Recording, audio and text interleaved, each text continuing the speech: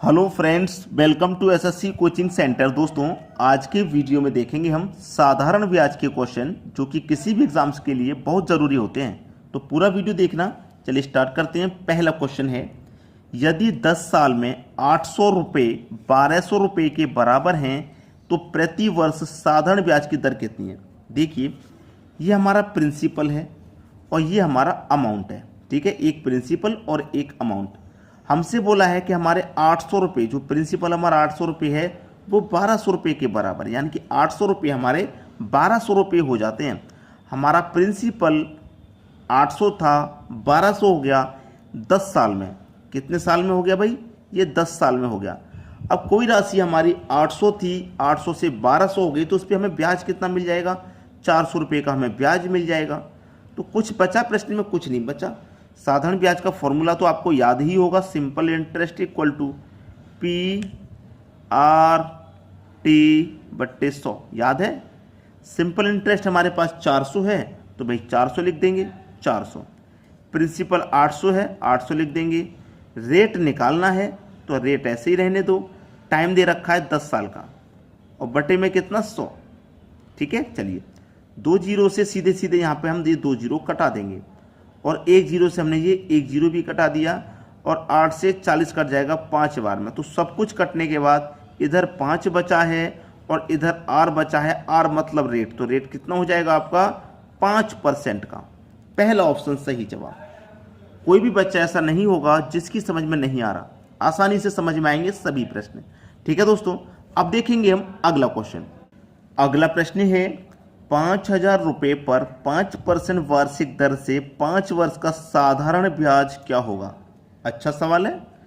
साधारण ब्याज का फॉर्मूला अभी अभी लिखवाया था, फिर से याद कर लेना। Simple interest equal to PRT/100। तो सिंपल इंटरेस्ट इसमें हमको निकालना है। ठीक है, साधारण ब्याज क्या होगा पूछ रहा है, तो सिंपल इंटरेस्ट निकालना है। प्रिंसिपल है 5000 रुपये, 5000 लिखेंगे। रेट है 5% का, 5 लिखेंगे। टाइम है हमारे पास 5 का, तो 5 लिखेंगे, और बटे में कितना आ जाएगा भाई? 100। अब 2 जीरो से यहाँ मैंने ये 2 जीरो कटा दिए हैं। 5 गुने 5 गुने 5, 5 का मल्टीप्लाई 5 से करो 25, 25 का 5 से करो तो 125 आ जाएगा। इधर लिख देता हूँ 125, और एक ये जीरो आ जाएगा। तो इधर सिंपल इंटरेस्ट हमारा कितना निकल के आ गया भाई? 1250। 1250 सिंपल इंटरेस्ट है, यानी कि बी ऑप्शन बिल्कुल सही हो जाएगा। कोई दिक्कत नहीं आई होगी किसी को। एक सिंपल सा फॉर्मूला है साधारण ब्याज का, ये आपको याद ही होगा। अगर ये आता है, सभी प्रश्न इसी से बन जाते हैं। अब देखेंगे अगला क्वेश्चन। अगला सवाल है, एक धनराशि 3 वर्षों में साधारण ब्याज पर 815 रुपये एवं 4 वर्ष में 854 रुपये हो जाती है, वह धनराशि क्या है? देखिए, 3 वर्ष में हो गई 815 और 4 वर्ष में हो गई 854। ठीक है, तो देखिए 1 साल में वो कितनी बढ़ रही है? 3 वर्ष से 4 वर्ष हो गई, 1 वर्ष बढ़ गया। 1 वर्ष में बढ़ कितनी रही है? 815 से 854 हो गई, यानी कि वो 39 रुपया बढ़ गई। कितनी बढ़ गई? 39 रुपया। तो इसका मतलब क्या हुआ कि 1 वर्ष का जो ब्याज है वो 39 रुपया है। तो 3 वर्ष का ब्याज कितना हो जाएगा? 39 का मल्टीप्लाई 3 से कर देंगे, यानी कि 117 हो जाएगा। 3 से मल्टीप्लाई क्यों किया? क्योंकि हमारी राशि 3 वर्ष में 815 हो गई है।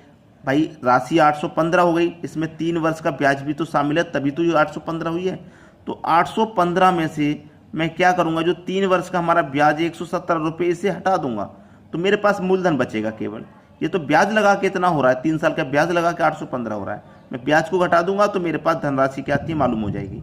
815 में से 117 घटा दो, ये बचेगा 698, 698। यही हमारी राशि है और यही हमारा आंसर है। क्लियर है?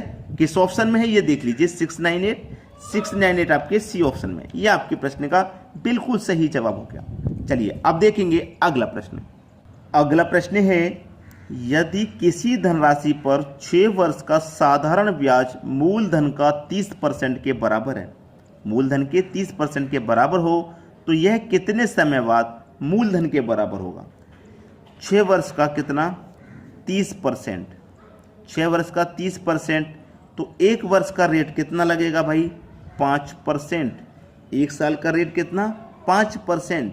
अब मूलधन के बराबर पूछा है। मूलधन आपको जब नहीं पता होता है तो आप इसे 100 मान लेते हैं, ठीक है। आप उसे 100 मानेंगे। जब मूलधन आपको नहीं मालूम तो आप 100 मानेंगे। तो क्या करेंगे? मूलधन के बराबर है तो 5% बराबर 100 के, इधर लिख देता हूँ मैं, 5% बराबर 100 के, ठीक है। तो आपका 1% बराबर कितना? 1% बराबर आपका 20 के। तो 20 वर्ष हो जाएगा आपका सही जवाब पहला ऑप्शन। ऐसे कर देते कि 100 में 5 से डिवाइड कर देंगे, 20 बार में कटेगा तो भी 20 वर्ष आ जाएगा। याद रखना कि अगर आप रेट से डिवाइड करेंगे तो वर्ष मालूम होता है, समय मालूम होता है, और समय से डिवाइड करेंगे तो रेट मालूम होता है। क्लियर है इतनी बात? अब देखेंगे अगला प्रश्न। अगला प्रश्न है, एक व्यक्ति ने एक बैंक में 15,000 रुपये 6 वर्षों के लिए जमा किए। यदि उसे 4,500 का ब्याज प्राप्त हुआ हो तो ब्याज की दर प्रति वर्ष कितनी है? सिंपल इंटरेस्ट बराबर फॉर्मूला तो मालूम ही आपको, PRT/100, ठीक है। सिंपल इंटरेस्ट निकालना है। सिंपल इंटरेस्ट तो दिया गया है 4,500 रुपये सिंपल इंटरेस्ट।